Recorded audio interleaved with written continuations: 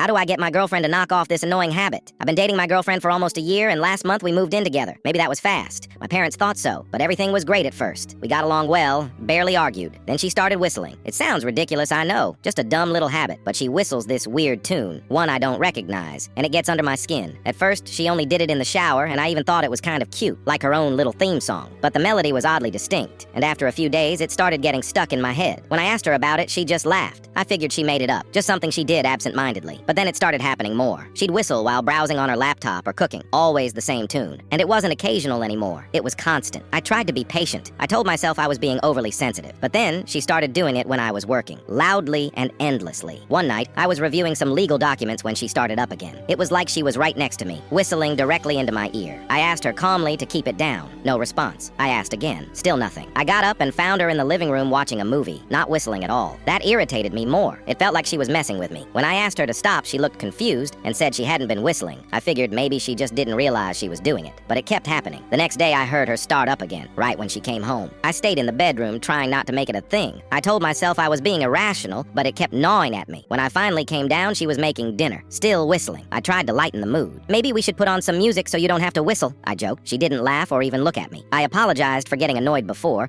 told her it just struck my ear wrong and made it hard to focus. I was trying to be fair, but she snapped, told me she wasn't whistling and didn't know why I kept harping on it. I asked her why she was being so defensive over something so small, and she told me to shut up, that I was the one being unreasonable. I never get mad at her, but I just lost it. I told her to stop whistling before I lost my mind. She said I was crazy, and that's when something inside me broke. I grabbed one of the cast iron pans from the stove and swung it at her head. She fell, smashing her face against the counter on the way down, but I swung again and again. I don't remember how many times. Maybe 3, maybe 4. There was blood everywhere. Her jaw looked broken. Her eyes rolled back, and all I could do was stand there, breathless, pan in hand, unable to comprehend what I'd just done. I felt sick, ashamed. I had never been that kind of person. Violent, out of control. I didn't know what came over me. I didn't know how we'd move forward. But here's the thing. She's still whistling. She's been lying there on the kitchen floor for 2 days now, eyes blank, mouth agape, a pool of blood congealing beneath her, and she hasn't stopped. I asked her nicely to stop. I begged, but she won't even pause. The sound keeps coming. No breath behind it, just this eerie, tuneless melody echoing out of her like a broken wind-up toy. I tried plugging my ears. I tried moving to the far end of the house. I tried dragging her body to the garage, but I can still hear it, even in my dreams. I don't want to break up, but I don't know how much more of this I can take.